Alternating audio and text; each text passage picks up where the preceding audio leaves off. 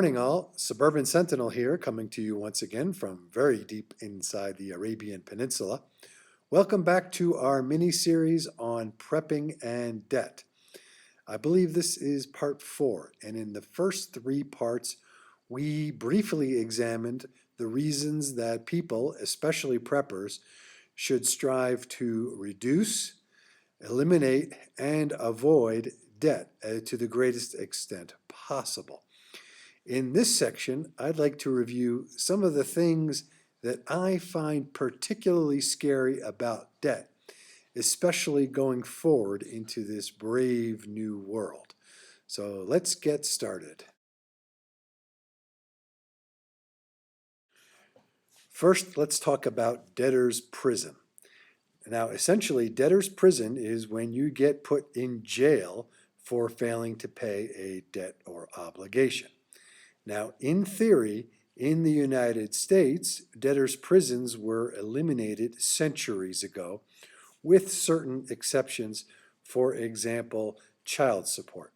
One can still be put in prison for failing to pay child support obligations, but other than that and a few other very limited exceptions, debtors' prisons were supposedly a thing of the past. However, I can assure you that de facto debtors' prisons are alive and well in America. Today, many Americans are sent to jail for failing to pay what I would consider minor government obligations, such as traffic tickets or penalties for minor criminal infractions. Now, why is this happening? It's because they have been allowed to get away with it.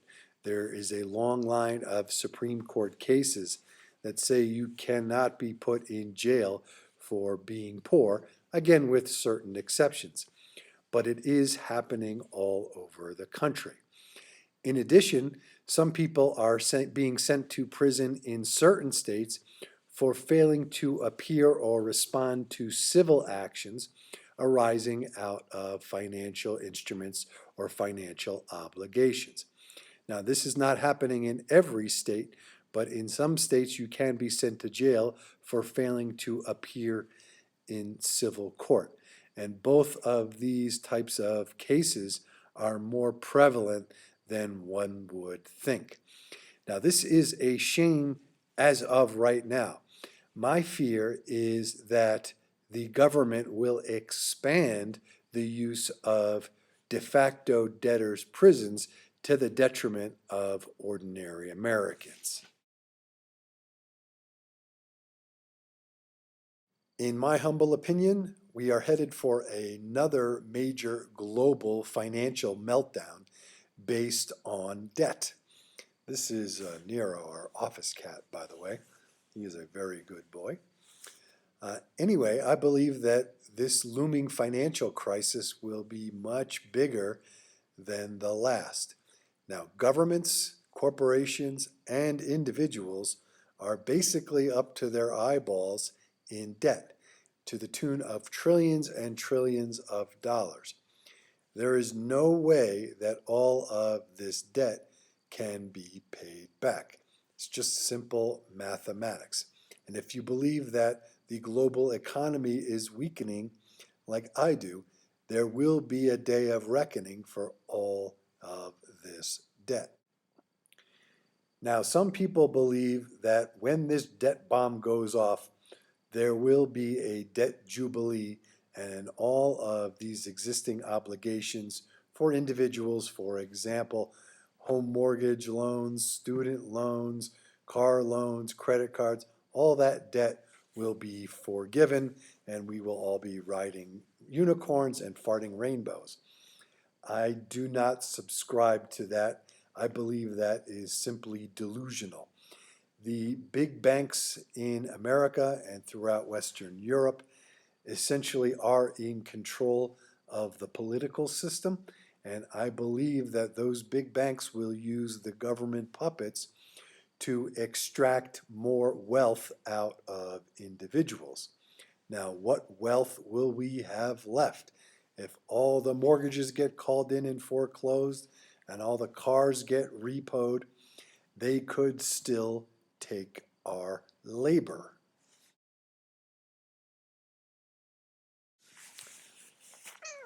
Oh, I know. Allow me to hit you with the following hypothetical, which, in my opinion, is not very outlandish. Let's assume that the debt bubble does, in fact, blow. And we have all these people with obligations that they cannot pay because they no longer have jobs, no longer have sources of income, or their income gets reduced substantially.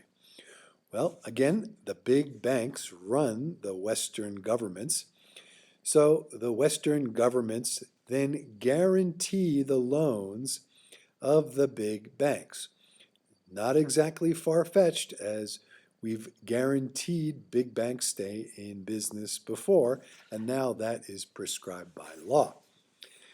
Now, if the government guarantees the loan, it wouldn't be too difficult for Congress to pass a law that says if you fail to pay a government guaranteed loan, you can be sent to prison. Wouldn't that be a convenient little thing for the big banks? Once you're in prison, the banks, in their infinite mercy, can give you the opportunity to pay off your existing obligation by working in prison. So, for example, you could be doing jobs that people would normally be doing on the outside.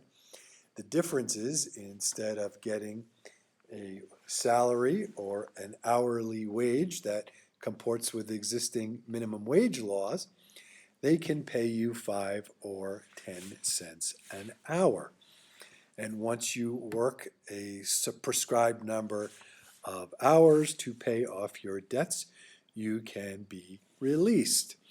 Now, what would the big corporations have to gain out of that? Well, imagine now that work is being done in China, India, other parts of Southeast Asia, for 50 cents an hour. Imagine if they could get American labor at 10 cents an hour and to boot, charge people the cost of their incarceration. Wouldn't that be a nice little way of extracting the labor potential of the American citizens for the benefit of major banks and corporations? In the America I once knew, such a hypothetical would be considered outrageous or even outlandish. But in today's environment, where democracy has been sold out to the highest bidder and the Constitution is nothing more than a list of suggestions, I don't think that hypothetical is outlandish at all. Just look at the greed and hubris of the bankers on Wall Street. Look at the depths of the corruption of the politicians in Washington. Every time we think they've hit bottom, they seem to just keep digging. Unfortunately, I think a debtor's prison scenario is as likely as not in the current environment.